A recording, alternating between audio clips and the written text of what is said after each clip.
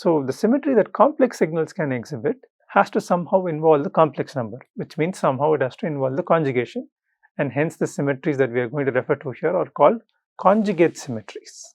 Okay, so we have two possible symmetry: conjugate symmetry or conjugate asymmetry. Asymmetry is also called as sometimes Q-symmetry. Okay, so what do we refer to here as the conjugate symmetry? It is nothing but you take the time reversed signal and conjugate it. So the mirror image should be the conjugate of the original signal. So this is equivalent to saying x star of t is equal to x of minus t.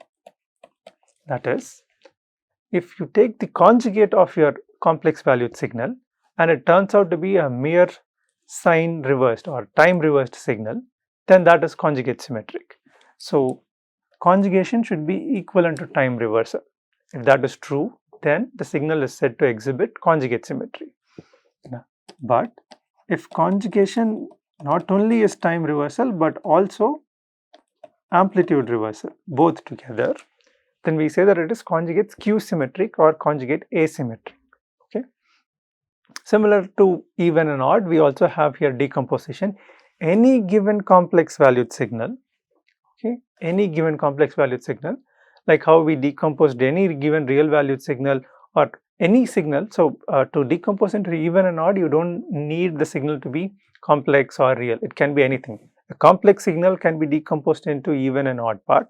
A complex signal can be decomposed into the conjugate symmetric part and conjugate asymmetric part. So here, just like how we did before, we also have decomposition of any given signal in terms of its conjugate symmetry component, conjugate asymmetry component. Now, what if we are working with only real signals? Then the conjugate of for real valued signals, if x of t is real, then x star of t is equal to x of t. Then for real valued signals, conjugate symmetry simply means even symmetry, and conjugate asymmetry simply means odd symmetry. Okay, so keep this in mind. It doesn't really matter if it is real or complex. Any signal can be broken down into even, odd, or conjugate symmetric or conjugate asymmetry. But if they are real valued signals, then these symmetries degenerate to one another. Okay, and unlike even and odd, for complex valued signals, these conjugate symmetry does not affect the area. So which means that if just because something is conjugate symmetric or conjugate asymmetric, you cannot say that the area under them is 0 because there is a conjugation operation. It does not really affect the notion of area here. Okay, so that whatever that we used in even and odd, we cannot plug that in here. Okay. But any complex valued signal could be broken down into real valued signals, meaning given a complex valued signal x of t, you can always decompose that into a real part and an imaginary part, right? So xr of t is a real valued signal, xi of t is a real valued signal. Now, can we tell anything about the even odd symmetries of these xr and xi, given that x of t has some conjugate symmetry or conjugate asymmetry? Let's see what happens. Now, if x of t is conjugate symmetric, then we know that this is true. So what does this mean in terms of its decomposition? This means that when you take symmetry, all you are doing here is just evaluating the left and right side parts. So what the left hand side you have conjugation. Conjugation just makes this minus j instead of plus j. Okay, so this is what we have, and the right hand side we have just time reversal.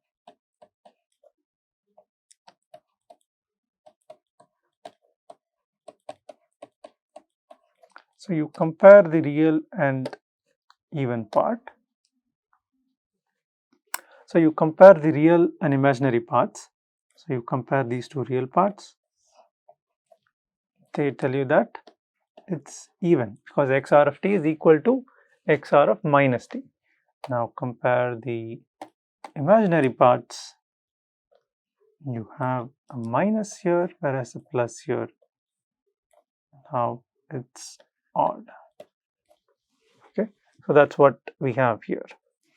So whenever a complex valued signal is exhibiting conjugate symmetry, its real part is actually even and the imaginary part is odd. Now the other way around is true for conjugate asymmetry. This is also very easy to check. If this is true, then what happens to the decomposition? Once again, conjugation simply flips the imaginary part's sign. Okay, and on the other side we have xr minus t minus j xi of minus t.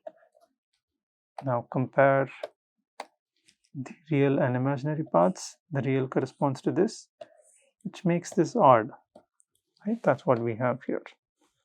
Now let's see what happens to the imaginary part.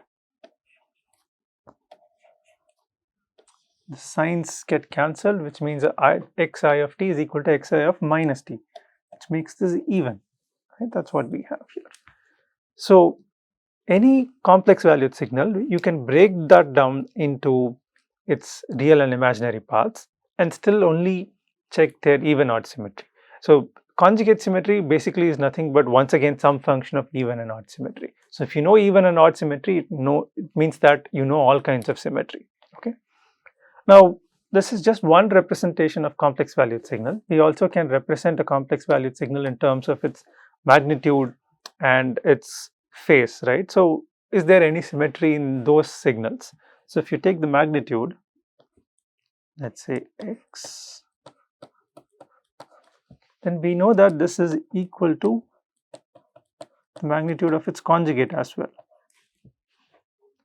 So if x star of t is equal to, let's say, conjugate symmetry, then for conjugate symmetric signals, we know that x star of t is equal to x of minus t. You take the magnitude on both sides. Now this means for conjugate symmetry, this is equal to x of t. So the magnitude is even. Let's try and do that for conjugate asymmetry. We know that this is true. Take the magnitude on both sides. Magnitude of something negative is still going to be positive, which is still equal to, so the magnitude of both these kinds of signals is always going to have, so this even symmetry. Okay. But what happens to the phase? The phase may have odd symmetry, but you cannot really in practice tell anything about this phase symmetry simply because the phase is computed by taking tan inverse of the imaginary part divided by the real part, and there is all kinds of phase wrapping involved in it, and depending upon the quadrant you can have the phase to be negative or positive. Because of this shift, you cannot really say what is the kind of symmetry that is exhibited by the phase signal. Let's see some examples. The usual complex sinusoid. So you take a complex sinusoid, you know that it is nothing but a phasor, and you know that the change of sign of t, which is nothing but time reversal, here is same as conjugation operation here, right? So if you take the conjugate of e power j omega t, then it is equal to e power minus j omega t. It's as good as saying minus t. So remember, we said conjugate symmetry is nothing but flipping the sign of t is going to give the same effect as taking the conjugate, and that's exactly what happened here. So this is a very nice example of a conjugate symmetric part. So a cosine signal is even, whereas a complex sinusoid is conjugate symmetric, but a complex sinusoid is neither even nor odd. Let's consider another signal, which is e power j omega t squared. Obviously this is a complex valued signal, but does it exhibit any kind of complex symmetry? Let's check. So if you take the conjugate of this, so if you take the whole conjugate, you get e power minus j omega t squared, but just by changing the sign of time, you do not get the conjugate, which means these are not equal. So this is not conjugate symmetry. But is it conjugate asymmetric? Of course it is not, because you need to get minus j omega t squared. The magnitude or the amplitude here in this case is not going to be negative, which means this is not conjugate asymmetric as well. So this is neither conjugate symmetric nor conjugate asymmetric. But what if we try to check if it is even or odd? As you can see here, it is even. You replace with minus t, you still get the same signal. So this implies that it is even. So now we have seen a complex signal which is neither conjugate symmetric nor conjugate asymmetric, but it is even. So a complex sinusoid is conjugate symmetric but neither even or odd. And we have another example of a complex valued signal which is neither conjugate symmetric nor conjugate asymmetric, but it's actually an even signal. So signals of all kind exist, just like how people of all kind exist, signals of all kind exist. And cos omega t, what about that? That is a real valued signal which we already know that exhibits even symmetry. Now what kind of conjugate symmetry will it exist? Of course it will exhibit conjugate symmetry and not conjugate asymmetry, because it's real valued signal. For real valued signal, conjugate symmetry is same as the evenness. So in this case this is true. Now as before, here also we can take combinations of multiple kind of symmetric signals. So what if you take product of two signals where one of them is asymmetric, the other one is symmetric? Just before whatever we did in even and odd, the same case will follow even here. Whenever both are conjugate symmetric, we'll get the product to be conjugate symmetric. When both are conjugate asymmetric, once again the negative signs will cancel out, and then we'll get the product to be also conjugate symmetric. Now, when one of them is conjugate asymmetric, the product is going to be conjugate asymmetric, same as the even and odd case. For the sum also we have the same scenario. The reasoning out is the same as whatever we saw in even or odd. It's the same table, but only thing is even is being replaced by conjugate symmetry and odd is being replaced by conjugate asymmetry. The reasoning is exactly the same. We can take a simple example, right? So a simple example is e power j omega t. Okay, let's try this first, multiplied with 1 by 2j. Now let's analyze this signal first. So this complex sinusoid, we already said it is conjugate symmetric. Now this can be another signal. It's a constant signal, but can be another signal. Let's say x of t is 1 by 2j. Is this signal exhibiting any kind of symmetry? Let's see what is x of minus t. X of minus t, there is nothing, so there is no t here on this right hand side, right? So it is still the same, so there is no time reversal. It's a constant signal, it's a constant complex signal. So clearly this is even. But what kind of symmetry does it exhibit? So you take x star of t is minus 1 by 2j, which is equal to minus of x of t, which is also equal to minus of x of minus t, which means it exhibits conjugate asymmetry. So now we have a complex valued signal which is even but exhibits conjugate asymmetry. Okay, it's a constant signal. So now we have product of conjugate symmetry and conjugate asymmetry, which gives us, of course, conjugate asymmetric signal. So e power j omega t by 2j plus e power minus j omega t by 2j. This is a conjugate asymmetric signal. This is a conjugate asymmetric signal. When you add two conjugate asymmetric signal, you are supposed to get a conjugate asymmetric signal according to this property. Let's check if that is true.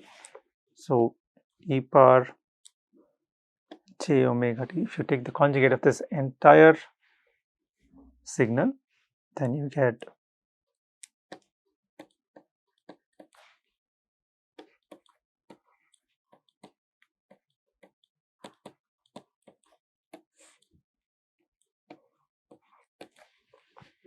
which is exactly nothing but minus, if this was x of t, this is x star of t, and this is nothing but minus of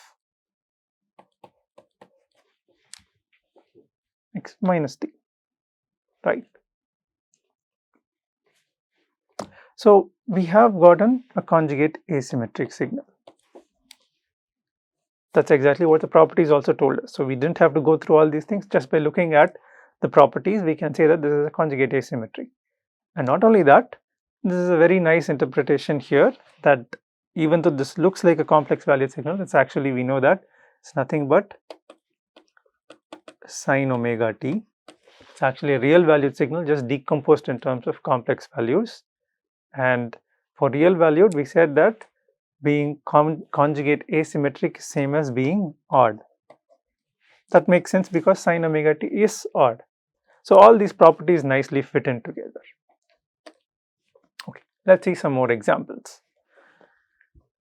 Now we encountered this signal some time back, right?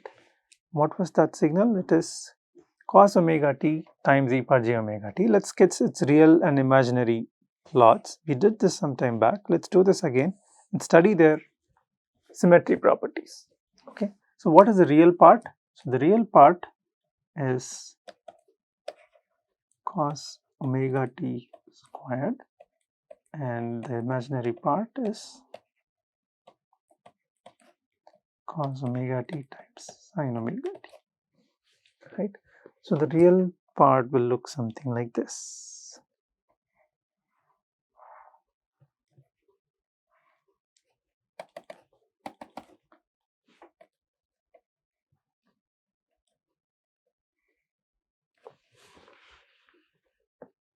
So this is the real part. Clearly, just by looking at it, you can say that it is an even signal. It is the even. Okay. What about the imaginary part? Once again, use the properties. This is even. This is odd. The product has to be odd, and that's how it will also look like. So it will look something like this.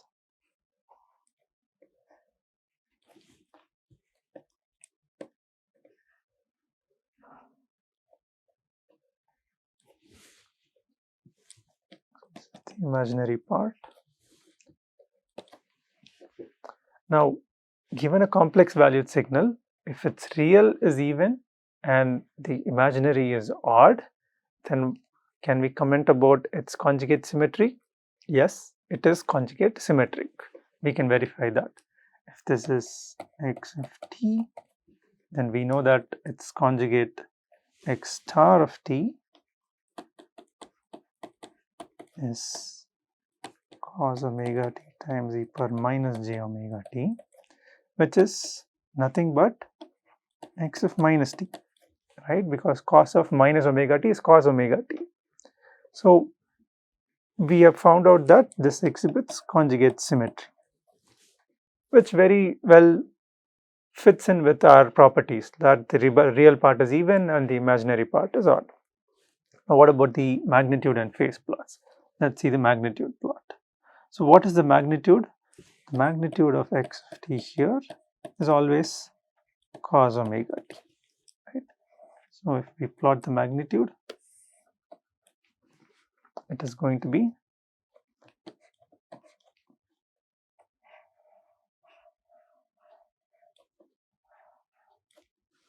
is how it will look like. So this is always even, just again like what we saw in our properties. Now what about the phase?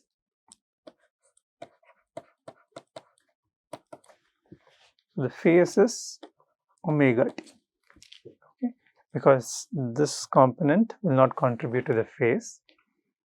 the phase is contributed only by the omega t in the exponential. So we'll get phase something like this, or in other words, with the phase wrap.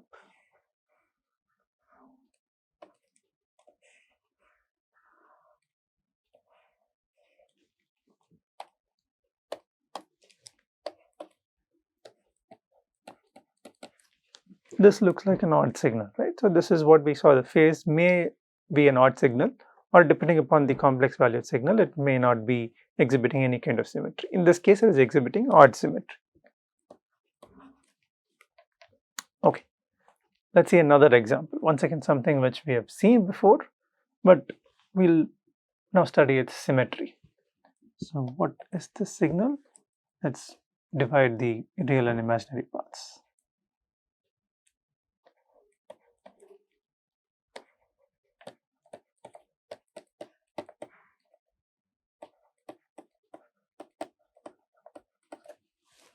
Let's plot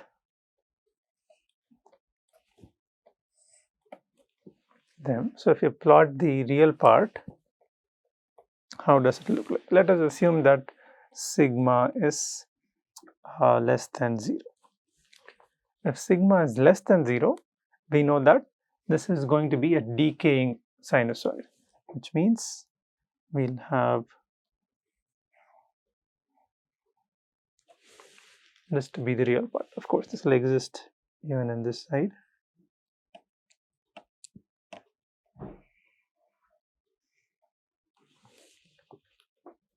Okay. And the imaginary part will look something very similar.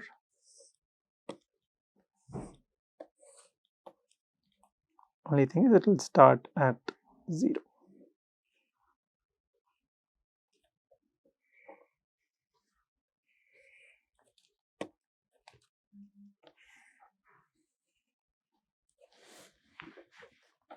This is the imaginary part. Clearly, there is no kind of symmetry that is present in the real and imaginary parts. At least from the plot, that's how it looks like. Let's see here. This is even, but what about this? So what is e power sigma t? E power sigma t is an exponential, something like this, right? This is e power sigma t and this is t. Clearly, there is no symmetry here. So you are multiplying an even signal with something which has no kind of symmetry. So the result also has neither even nor odd. The same here. And that's exactly what we observe from this plot also. So this signal is neither even nor odd. Okay. All right. Now let's see the magnitude plot.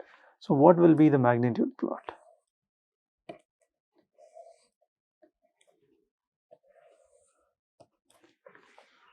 So the magnitude plot of this is nothing but